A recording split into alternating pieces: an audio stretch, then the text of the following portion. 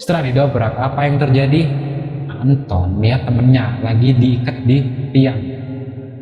Anton menghampiri temennya, tapi di saat akan melepas talinya, tiba-tiba banyak sosok anak kecil yang minta tolong kepadanya. Tapi yang lihat cuman Anton. Anton gak peduli dengan itu dan melanjutkan melepaskan talinya. Di saat mau melepas ikatan yang terakhir, tiba-tiba ada orang bertopeng itu datang dan menyerang Anton dengan secara tiba-tiba.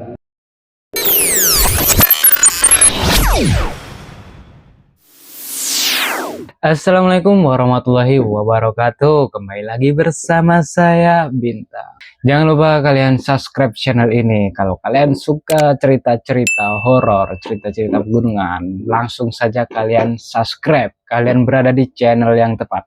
Kalian pernah nggak KKN ke pelosok desa, tapi kalian malah alih profesi nih, jadi detektif? Kalau belum pernah, simak cerita ini sampai habis. Cerita ini dialami oleh seseorang wanita yang bernama Fatma, cuy. Fatma merupakan seorang mahasiswa nih yang akan melaksanakan KKN di desa X. Fatma juga bisa dikatakan sensitif lah terhadap makhluk-makhluk halus. Dia mengalami hal yang tak seharusnya dia lakukan. Kalian penasaran kan? Iya. Tanpa lama-lama lagi langsung saja kita ritual dulu nih ya. Satu. Fatma ini adalah anak yang mempunyai bakat yang beda nih sama yang lain. Dia sangat sensitif terhadap aura negatif di sekitarnya. Bisa dikatakan indigo lah cuy. Bakat ini telah dikuasai Fatma sejak umur 7 tahun. Banyak kejadian yang pernah dialami oleh Fatma, salah satunya cerita ini. Awalnya Fatma sedang melaksanakan kuliah cuy. Setelah sampai di semester 6, Fatma akan melakukan KKN nih, kuliah kerja nyata, di sebuah desa X. Desa ini berada di pelosok kaki gunung, jauh dari kota. Fatma juga baru tahu nih kalau di sana tuh ada desa. Yang Fatma tahu itu ya cuman alas, hutan. Ternyata di sana ada desa. H-1 mau berangkat KKN, tiba-tiba Fatma jatuh sakit nih guys. Padahal sebelumnya Fatma sehat-sehat aja cuy, habis jalan-jalan, habis keluar ngopi nongkrong sama temennya, tiba-tiba dia langsung jatuh sakit tuh. Mau nggak mau Fatma harus ke dokter tuh untuk diobati. Setelah dikasih obat sama dokter, Fatma langsung pulang ke rumah tuh untuk istirahat buat biar badannya lebih fresh, lebih sehat. Keesokannya Fatma agak mendingan tuh dari yang kemarin. Fatma ya mau gak mau harus memaksakan diri tuh untuk berangkat KKN ke desa X itu. Di pagi hari Fatma lagi nyiapin koper tuh, mulai dari baju, jaket, celana, baju yang tebal lainnya, baju ganti, semuanya disiapin tuh. Dan tak lupa selimut tuh, karena di sana juga hawanya agak dingin. Setelah menyiapkan barang-barangnya, Fatma pesan Gojek tuh untuk pergi ke kampus. Tapi setelah Fatma datang, ternyata di kampus masih sepi cuy, nggak ada orang sama sekali tuh. Kemudian Fatma mau telepon temennya tuh, tapi setelah dia membuka telepon, ternyata di situ ada grup WA tuh kalau jam berangkat diundur jam 9. Mungkin saking ribetnya Fatma tuh sampai lupa nggak lihat HP. Ya udahlah, karena udah terlanjur, akhirnya Fatma ya mau nggak mau harus nunggu di kampus. Setelah 1 jam menunggu, kawan-kawan Fatma pun datang tuh satu persatu. Anggota KKN Fatma ini terdiri dari 12 orang. Dan dari 12 orang tersebut, tinggal 1 orang nih yang belum datang. Nah, yang belum datang siapa? Iya, ketua KKN mereka. Sebut saja ketuanya Anton. Ya, Anton sebagai ketua KKN, Fatma sebagai wakil KKN. Fatma langsung telepon Anton, dan ternyata Anton ada problem di jalan. Dia kehabisan bensin. Tanpa pikir panjang, mereka semua langsung berangkat ke tempatnya Anton tuh buat bantu Anton ngisi bensin. Di sini Fatma sementara bonceng 3 tuh sama yang lainnya. 1 orang beli bensin eceran tuh di warung buat dibawa ke Anton. Setibanya di lokasi Anton, Fatma pindah ke motor Anton dan mereka pun melanjutkan perjalanannya ke desa X tadi. Di perjalanan ini, jalan menuju desa itu sangatlah sepi, kanan kiri hutan semua, dan jalannya pun rusak parah, alias makadam lah ya. Kalau nggak tahu makadam itu jalan batu. Setelah melewati hutan, mereka melihat ada sebuah warung tuh di pinggir jalan. Karena mereka lelah di jalan, akhirnya mereka mampir ke warung itu untuk istirahat. Dan pemilik warung itu ternyata udah bapak-bapak. Bapak itu tanya kepada mereka, "Mau kemana mas, kau rame-rame?" Anton jawab tuh, mau ke desa X pak, mau KKN di sana. Bapak itu jawab lagi, "Oh, mau ke sana ya. Hati-hati ya, terutama di rumah bagian barat. Kalian jangan aneh-aneh di sana." Anton jawab lagi tuh, kalau boleh tahu, emangnya kenapa ya pak? Bapak itu jawab, "Nah, apa-apa, kalian hati-hati saja, terutama garis ini. Dan kamu." gadis yang ditunjuk oleh bapak itu adalah Fatma. Tak lama mereka istirahat, si Anton tiba-tiba salfok tuh ke arah hutan. Dan di sana Anton melihat ada seorang sedang jalan di gunung itu. Tanpa sadar Anton ngomong nih, ngapain ya orang di sana sendirian jalan-jalan? Temennya si Anton yang namanya Doni itu nyaut, mana? Anton nyaut, itu sebelah itu. Doni ngomong lagi nih, mana sih nggak ada orang? Jangan ngaco dah. Kemudian Anton lihat lagi tuh, loh nggak ada orang itu. Padahal tadi ada loh. Perbincangan mereka didengar oleh bapak pemilik warung itu. Dan beliau merespon gini, "Itu teman saya mas, lagi cari kayu bakar." seketika Anton merasa lega tuh kalau Anton tidak salah lihat. Dan setelah lama di warung, akhirnya mereka melanjutkan perjalanannya cuy. Belum sampai di desa, motor salah satu temennya itu mogok. Entah kena batu peronjalan itu atau belum diservis atau kehabisan bensin, ternyata cuman mogok biasa cuy. Mungkin karena kena lintasan batu itu tadi kan ya, jadi mesin agak goyang. Setelah diperbaiki motornya, mereka pun lanjut lagi tuh perjalanannya. Dan sekian lamanya di jalan, akhirnya mereka sampai tuh di desa X itu. Dan mereka ke rumah kepala desa dulu tuh untuk memastikan kalau mereka sudah datang. Setelah ke kepala desa, mereka diantar ke rumah buat para mahasiswa ini tinggal. Fatma yang sedang berjalan menuju rumah itu terkejut dengan suasana desa ini, yang rumahnya agak jauh lah ya, nggak kayak di sini kan. Kalau di sini kan ini rumah kan ya. Kalau di sana itu ini rumah, ini lahan kosong atau hutan, di sininya rumah lagi. Dan penduduk di desa ini juga nggak banyak, sekitar 50 kepala keluarga lah yang tercatat. Dan ketika di perjalanan, Fatma salfok ke satu rumah yang diceritakan oleh bapak yang di warung tadi. Karena cerita bapak itu sangat mirip, lokasinya pun tepat, rumahnya yang diceritakan itu sama. Di sini Fatma agak terheran, emang ada apa rumah ini? Dan yang nggak disangka lagi, ternyata rumah untuk mahasiswa itu nggak jauh dari rumah yang disalfokin sama Fatma. Ternyata ini rumah yang diceritakan bapak di warung, dan ini lahan kosong, ini rumah untuk mahasiswa yang tinggal. Dan rumah itu, rumah yang mereka tempati adalah rumah yang paling pojok dari desa itu. Setelah sekian lama berjalan, akhirnya mereka sampai tuh di rumah itu. Kemudian bapak kepala desa titip pesan sama mereka kalau di atas jam 7 malam dilarang keluar rumah. Itu adat di desa ini. Apabila ada yang melanggar aturan ini, mereka akan dihukum sesuai adatnya. Mereka tanya, kenapa pak kok nggak boleh keluar dari rumah setelah jam 7 malam? Gadis itu menjawab nih, di sini jam 7 ke atas tuh dilarang berisik, waktunya orang istirahat. Alasan Pak Kades kurang masuk akal di otak mereka. Ya karena desa ini juga letaknya nggak dempet-dempet banget. Meskipun kita keluar ya kan nggak berisik-berisik banget kan. Ya nggak mungkin juga kita malam-malam keluar mau kan nggak mungkin. Mereka agak bingung sama peraturan itu. Dan mereka mengabaikanlah larangan itu. Kemudian mereka pun berberes rumah tuh. Setelah beberes rumah, Fatma manggil Anton dan mereka keluar rumah untuk ngobrolin sesuatu.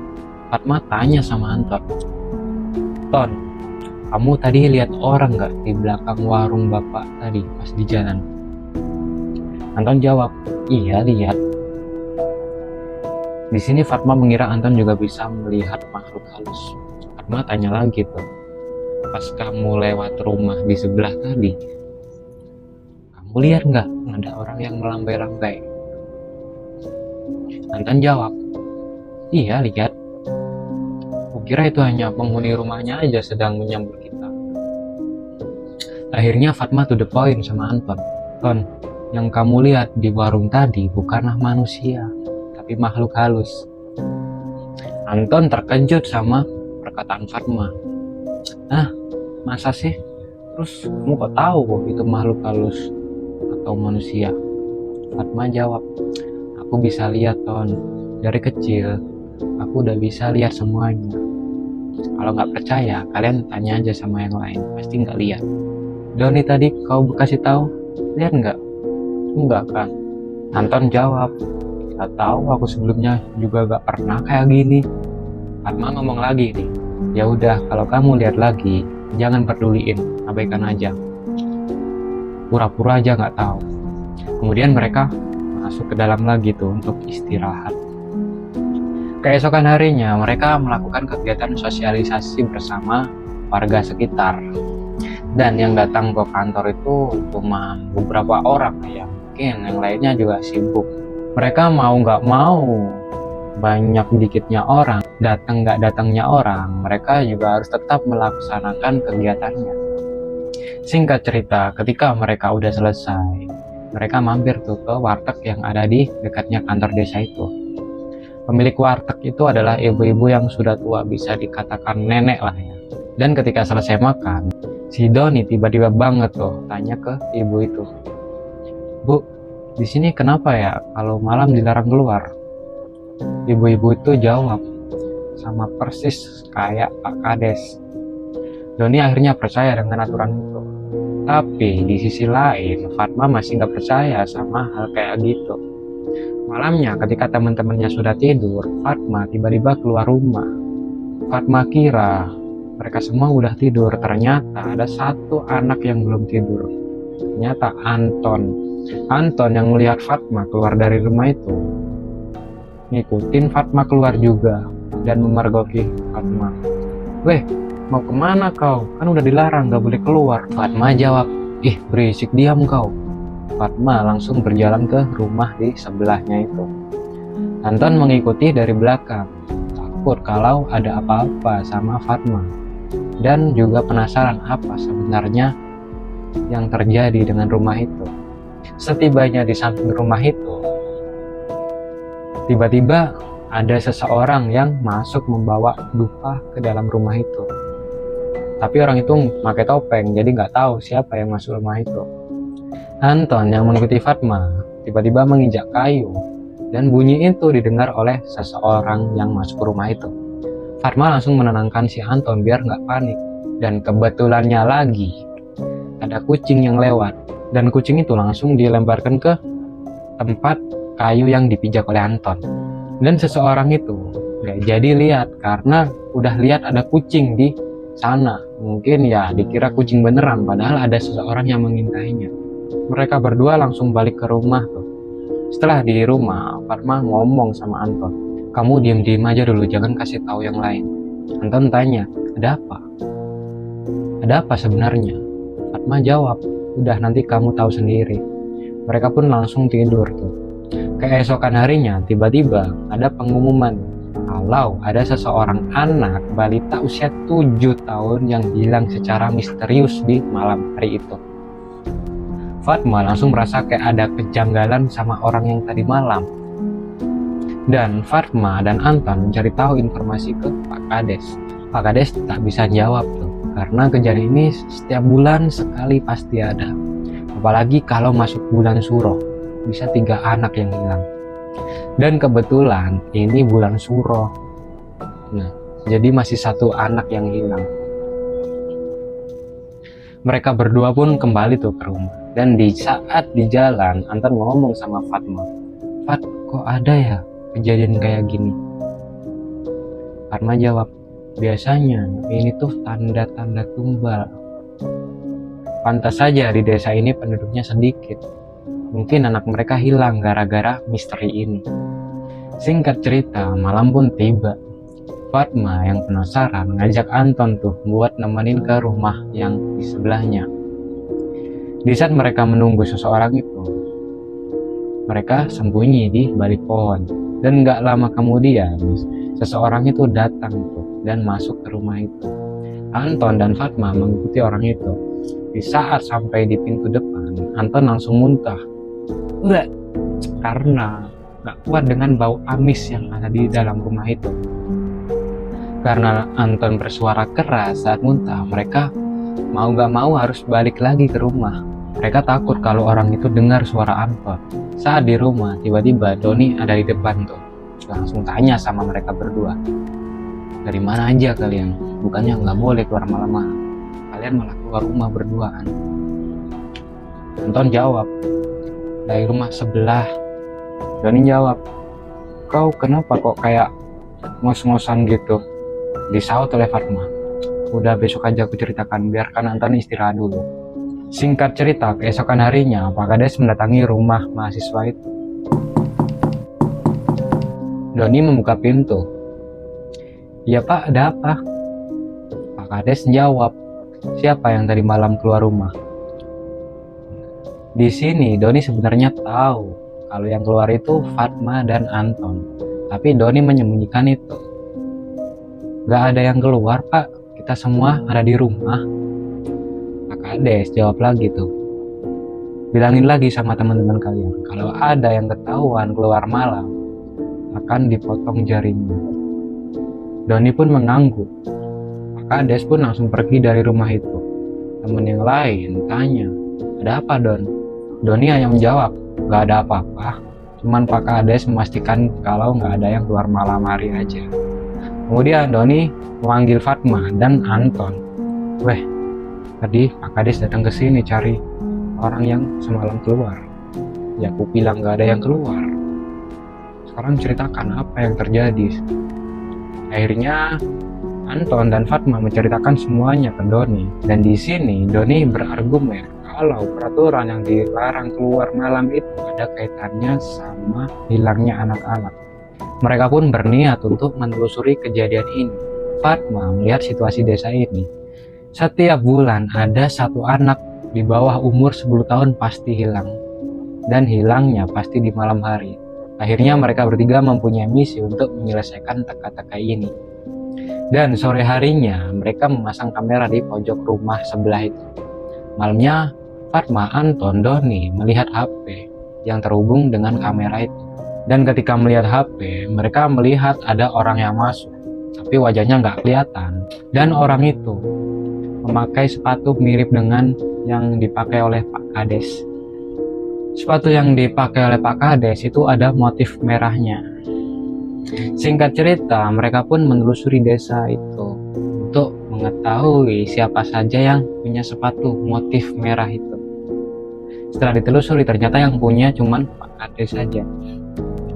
Bukti ini belum cukup kuat untuk mereka bertiga. Akhirnya mereka pun cari bukti-bukti yang lain. Dan mereka bertiga tuh ke rumah ibu yang kehilangan anak. Setelah sampai di rumah ibu-ibu itu, mereka bertanya tuh, di mana kejadian hilangnya anak ibu. Ibu tersebut menceritakan kejadiannya tuh. Awalnya waktu sore hari, anak ibu itu habis main bambu di halaman rumah. Setelah lama bermain, maghrib pun tiba, tapi anak ibu gak mau masuk ke rumah. Kata anaknya, dia lagi main sama temennya. Tapi ibu itu gak lihat anak lain selain anaknya. Ibu itu langsung membawa masuk secara paksa. Dan ketika udah di dalam, anak ibu nangis minta keluar. Ibu itu langsung menenangkannya tuh, dan dibawa ke kamar. Ketika udah di kamar, ibu mau ke kamar mandi dulu. Pas di dalam kamar mandi, ibu mendengar ada suara pintu terbuka di depan. Ibu langsung keluar, ngecek kamar dulu tuh. Takutnya anaknya yang keluar. Dan ketika dicek, Ternyata benar, anak ibu keluar dan nggak ada jejak sama sekali. Setelah dicari sekeliling rumah, nggak ditemukan. Akhirnya ibu itu ngomong ke tetangganya kalau anaknya hilang dan dicarilah ke seluruh desa, nggak ketemu. Begitulah cerita dari ibu tersebut. Setelah dapat info dari ibu itu, mereka bertiga tanya, selain ibu ini siapa lagi yang pernah kehilangan anak?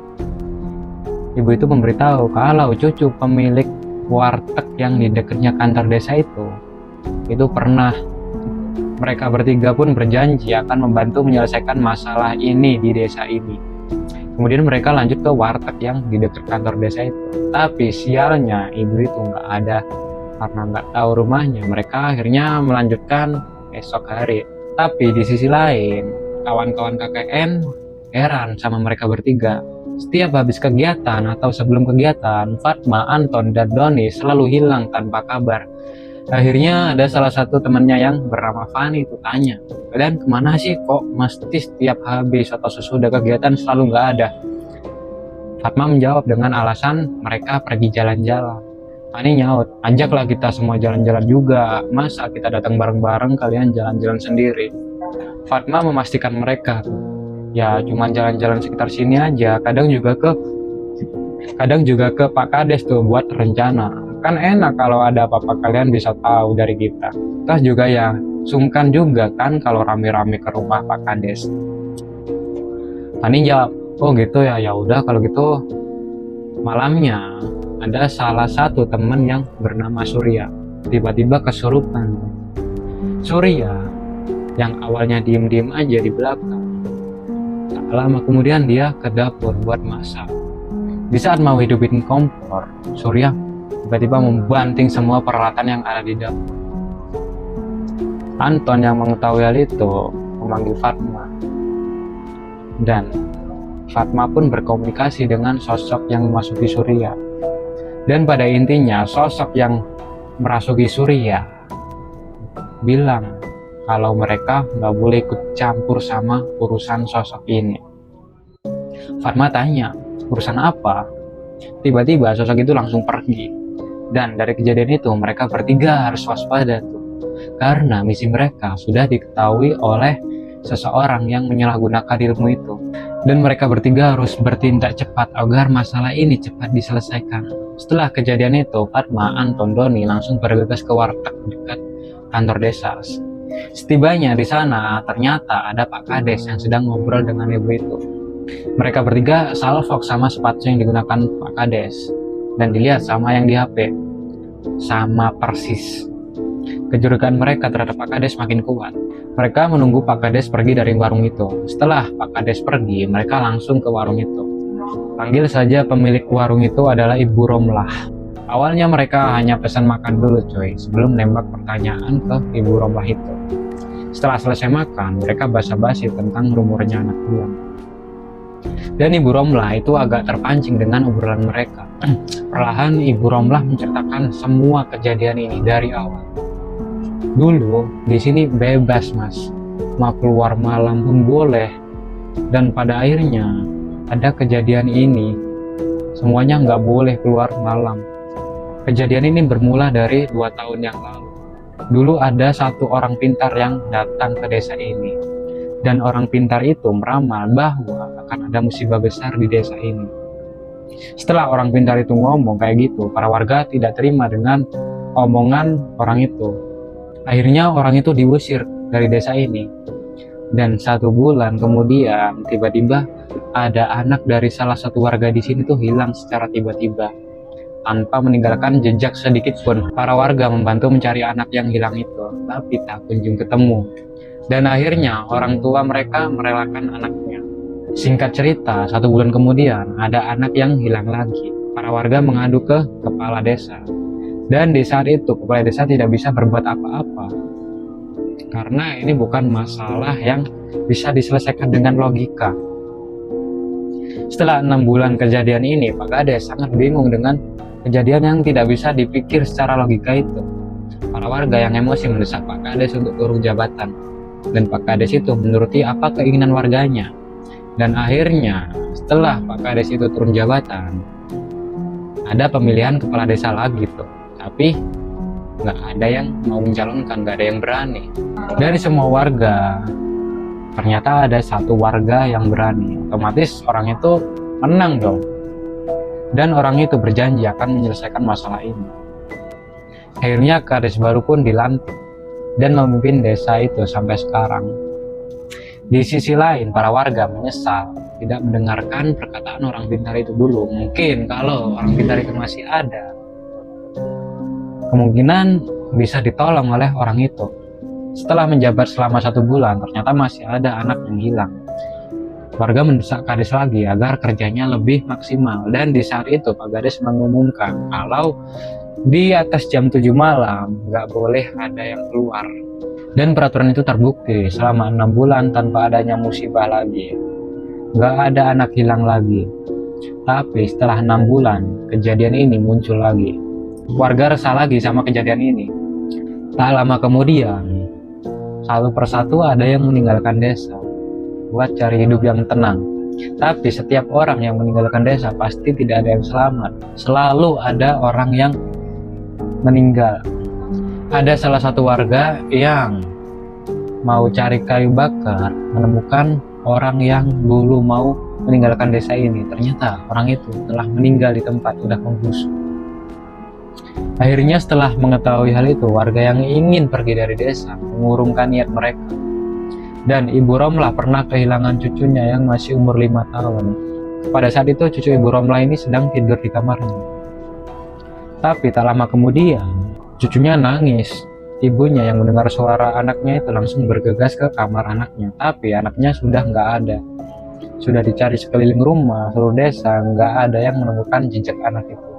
Akhirnya ibunya stres dan bunuh diri.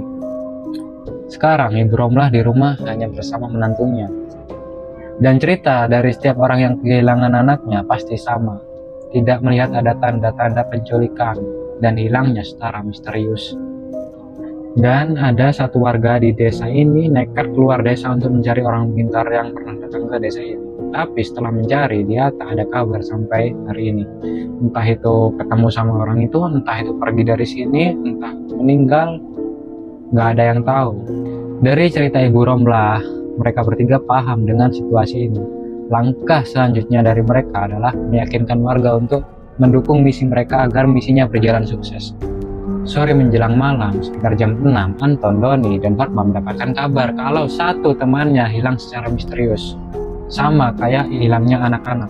Ketika hampir sampai di rumah, Fatma menyuruh Doni dan Anton buat lihat ke rumah mereka. Fatma mau belok ke rumah yang dicurigai. Anton menolak permintaan Fatma. Anton mau ikut dengan Fatma karena Anton gak mau Fatma melangkah sendiri. Akhirnya Doni yang balik ke rumah, sedangkan Fatma dan Anton menyelidiki rumah yang dicurigai. Ketika Fatma dan Anton masuk rumah itu, hal pertama yang dia lihat adalah tengkorak yang dipajang di dinding rumah. Di saat mau jalan lebih dalam lagi, mereka dikejutkan dengan sosok yang gede, bisa dikatakan genderuwo. Sosok itu menghadang mereka. Dan saat itu Fatma mengeluarkan ilmu yang telah dia pelajari. Fatma menyuruh Anton ke dalam, sedangkan Fatma menahan genderuwo ini. Anton langsung lari ke dalam tuh. Dan Anton mencari ruangan-ruangan yang ada temennya. Di saat Anton lagi masuk ke dalam kamar dan ia coba tebak apa yang terjadi, iya, tidak ada apa-apa. Kemudian Anton melihat sebuah pintu besar. Tanpa pikir panjang, Anton langsung dobrak pintu itu. Setelah didobrak, apa yang terjadi? Anton lihat temennya lagi diikat di tiang. Anton menghampiri temennya, tapi di saat akan melepas talinya, tiba-tiba banyak sosok anak kecil yang minta tolong kepadanya. Tapi yang lihat cuman Anton. Anton gak peduli dengan itu dan melanjutkan melepaskan talinya. Di saat mau melepas ikatan yang terakhir, tiba-tiba ada orang bertopeng itu datang dan menyerang Anton dengan secara tiba-tiba. Untung Anton refleks menghindar, kalau tidak dia bisa jadi mayat di sini. Anton bertarung dengan pria bertopeng itu. Untungnya Anton dulu ikut perguruan, jadi bisa mengimbangi pria itu. Di sisi lain, Fatma hampir kehabisan tenaga coy saat melawan genderuwo itu. Dan Fatma langsung mengerahkan semua kekuatan ke genderuwo itu. Genderuwo itu seketika langsung menghilang. Dan Fatma tiba-tiba pingsan di tempat karena mungkin kecapean, kehabisan energi. Di sisi lain, Doni meminta bantuan kepada warga untuk membantu gerbek rumah itu. Untungnya warga mau membantu tuh, mau bersatu. Dan mereka semua berangkat ke rumah itu rame-rame.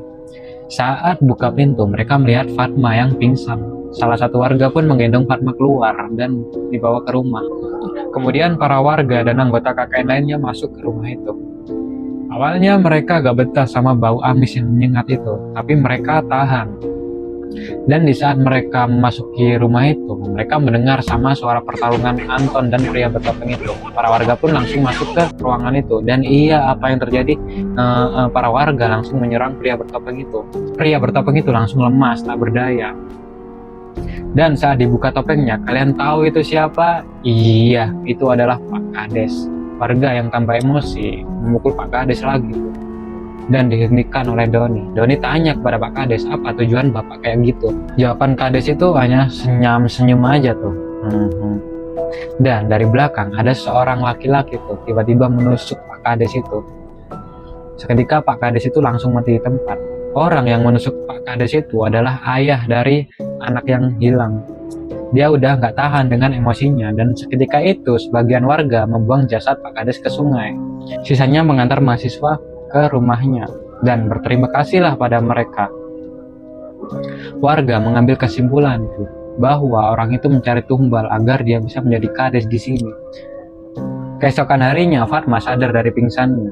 Teman-teman yang lain khawatir sama Fatma karena nggak bangun-bangun. Fatma secara spontan mencari Anton untuk memastikan dia selamat. Anton pun datang dan menyuruhnya untuk istirahat. Teman-teman yang lain kesal nih sama Anton Doni. Kenapa menyembunyikan hal sepenting ini? Kan kita juga bisa bantu. Anton dan Doni hanya ketawa-ketiwi nih, dan menceritakan semuanya kejadiannya. Dan menceritakan semua kejadiannya ke teman-temannya. Di saat itu, desa itu jadi aman, jadi tentram, keluar malam pun bebas. Akhirnya para warga melakukan pemilihan kepala desa lagi. Singkat cerita, setelah selesai KKN, mereka pamit ke warga desa untuk kembali ke asalnya. Para warga sebenarnya berat untuk melepas mereka, tapi warga mengerti tujuan mereka. Anton, Doni, Fatma, dan teman-temannya lainnya pun pulang. Di jalan mereka mampir ke warung yang pernah mereka datangi pas awal kesini. Baru aja nyampai, bapak itu langsung ngomong, "Terima kasih ya kalian telah menyelamatkan desa itu. Bapak dulu diusir karena gak ada yang percaya sama omongan bapak." Anton nyaut, "Oh jadi bapak orang pintar itu, pantesan bapak suruh saya dan teman-teman untuk hati-hati." Bapak itu nyaut, "Bapak tahu kalian orang baik, apalagi kamu. Bapak tiba-tiba buka mata batin kamu pas kamu datang ke sini dan bapak tahu kalian akan menyelamatkan desa itu." Dan mereka pun mengobrol-ngobrol lah sama bapak itu sampai selesai. Gimana sobat horor? Ternyata jalan mereka nggak mulus tuh. Mereka harus melewati hal-hal yang sulit buat meraih kebahagiaan. Dan buat kalian, kalau kalian berjalan di jalan yang benar tanpa mencampur hal yang buruk, niscaya kalian bagian dari orang yang sukses.